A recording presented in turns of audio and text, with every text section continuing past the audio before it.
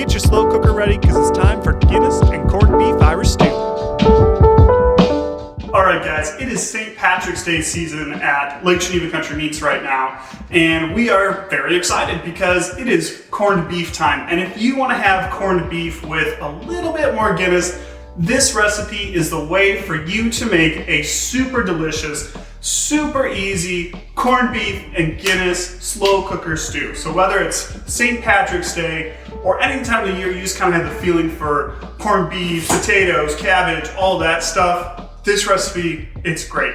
Now, before you get at me in the comments that corned beef is not an authentic Irish recipe, I know, we get it. It's not an authentic Irish recipe. We have plenty of authentic ones.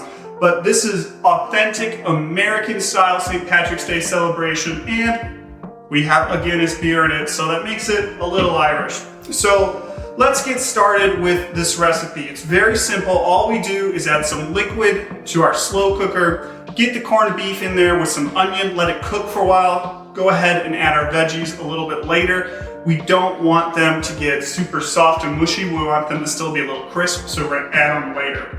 So first step for this recipe, get your slow cooker and turn it on before you start putting meat in there. You never put meat in a cold pan, and this should apply to your slow cooker too. If you can turn it on for 15 minutes before you start putting stuff in there, it's really gonna help your recipe, your cook time, make things cook more evenly. So open up the slow cooker. We got it on low. And the first thing we're gonna add in is our beef broth. We got 32 ounces here. Go ahead and dump this in, fill up the bottom with it. If you have homemade stock, that's great, but just store-bought is fine. Next, we're gonna dump in some roughly diced onion. We got one medium yellow onion that we've roughly diced. This is a vegetable we're gonna add throughout the cooking process, and we're gonna do this because we want this to cook down into the sauce, into the gravy, give it flavor throughout. So we're just gonna dump that in the bottom, spread that out. Next thing to put in is our corned beef brisket. Now this recipe uses corned beef brisket. Look at this beautiful piece from Lake Geneva Country Meats. This is gonna be some good eating. If you wanna see how we make corned beef, we got a great video on it that you should check out. But we're very proud of this.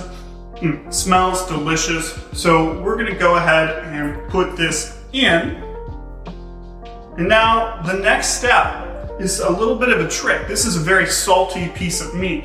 So what we're gonna wanna do is take a little bit of brown sugar and just go ahead and rub that all over the top. And the brown sugar, as it cooks, it's gonna cut through some of that saltiness and just balance off the recipe a little bit. If you like super salty, you can skip this, but I think it makes the recipe a lot better and just helps with the overall flavor. So go ahead, rub the top, and then just put a little bit in the liquid as well. All right.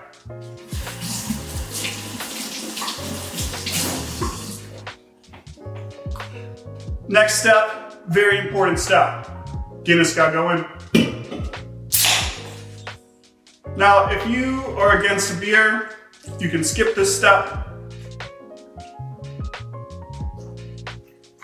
But what's the point? Save a little bit for the chef, cilantro. That is a refreshing beer. And final ingredient we're gonna put in right away. This is a spice ball. It's courting spices. This is what gives corned beef its name. It's aromatic, a little bit of spice, lots of fun stuff in this. If you buy your corned beef at Lake Geneva Country Meats, you're gonna get one of these balls with every piece of corned beef you buy. Now, if you buy commercial corned beef, it might be slathered on the corned beef. Can't control how much courting spices you put in. It might not even be there. This is one of the reasons why you should always buy special occasion meats in particular, but meat that you want of quality at your local butcher shop, someplace like Lake Geneva Country Meats. Little touches like the corning spice ball. So we're gonna put this in the liquid, intact like this, and as the liquid cooks, it's gonna infuse all this flavor, the spicy, the aromatic, all those beautiful flavors of corned beef that we love. So put that in, let that cook. Let's go ahead, cover this up, and We're gonna let this cook on low for a total of 8 hours. 8 hours total, but after 6 hours, we're gonna add in our vegetables, which are red potatoes, some lovely carrots. We gotta peel and quarter these still. Didn't wanna prep them yet because don't wanna get them ready too soon. And of course, cabbage. Can't do corned beef without cabbage. So, we're gonna come back after 6 hours, let this cook down, show you the next step to get the vegetables in, because we're well on our way to a delicious Guinness corned beef stew. We are back, and after your corned beef has been cooking for 6 hours, it is time to add in some vegetables. Now, if you come to Lake Geneva Country Meats, you can get all of the vegetables, the can of beer, the broth, the seasoning. You can get that all in a kit. We sell these kits around St. Patrick's Day time, but these are also items that if you are at Lake Geneva Country Meats, they're easy to get. We have quantities in the recipe, but remember, if you come to Lake Geneva Country Meats, you can get them all in one convenient, ready-to-go kit. So when we loaded this up, the corned beef was a little tall in the slow cooker, and we wouldn't be able to get all the vegetables on top. So I did something before we went on camera that I want to show you that was an easy trick that if you have a little smaller slow cooker and a bigger piece of corned beef, that you can do too. And oh my goodness, this smells delicious. The house has just been so good. My wife works remotely, and she's really enjoyed the smells today. So what I did is I pulled the piece of corned beef out and then cut it in half horizontally like that to get 2 pieces. So now we have one piece that looks like this, cooking nicely, and one piece that looks like this. These fit much more easily in the slow cooker, and we'll be able to get all of our vegetables on top. Plus, when we go to slice it for serving, we're gonna have real nice little slices that are gonna look great on the plate, easy to eat. So time to add some vegetables. First vegetable we're gonna add some red potatoes. Smaller ones cut in half, bigger ones cut in quarters. We wanna put these on the bottom. Watch out for splashes. Let those get in the liquid around the corned beef. Next, we have carrots. We added a little bit more carrots than the recipe calls for because in our household, we love carrots. Great thing about this recipe, you can customize it. If you like more potatoes, add more potatoes, less potatoes, less potatoes, more carrots, more carrots. And if you don't like cabbage, you don't have to add it. We like a little bit of cabbage, so we're gonna add in our cabbage and add this on top. So what we do with our cabbage is take it, cut it in half, and then cut it into quarters with the heart out. You don't want to cook that. So also take out the outside leaves. Let's get this in. Now, hopefully we can close it up. Oh yeah, fits like a charm. So, close it back up, let this cook for 2 more hours, and then we are gonna have one heck of a delicious Guinness and corned beef stew. Come back to see the final results. It's been 8 hours, smells so delicious, and we are ready to get this stew put together. So first thing is, let's take this out of the slow cooker. Got some tongs, and we're just gonna take the vegetables, put them in a bowl to save them. Take out our cabbage, take out our carrots, a little bit of crunch to them. Not super soft or to the point that they're stewed, but definitely cooked.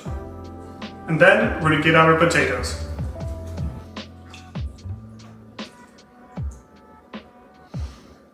All right, we have all our vegetables out.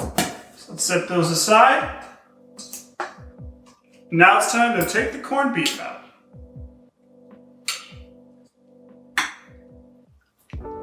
One beautiful piece right here.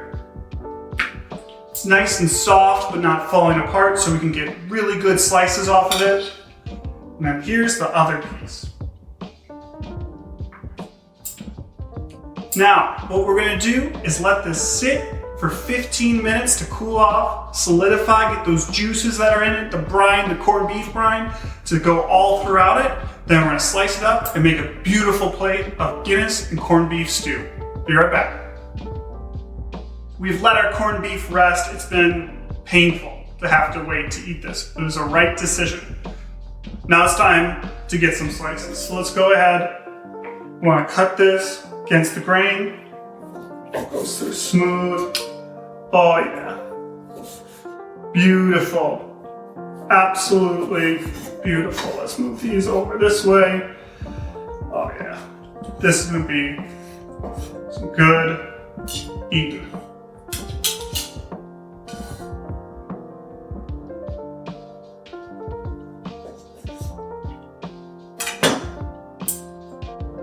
See that? Doesn't that look great? Let's take a little bite.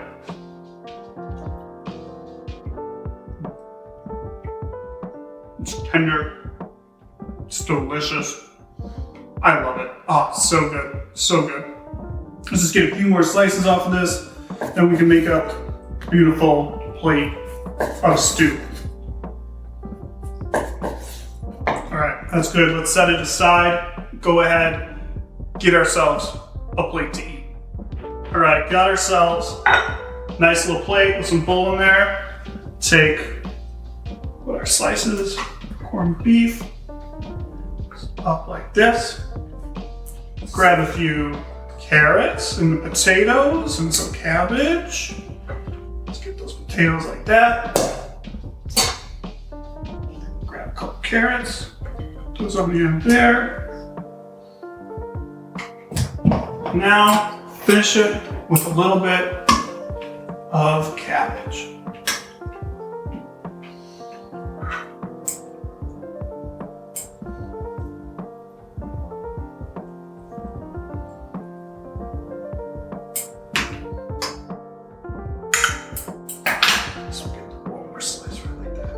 All right, there we have it.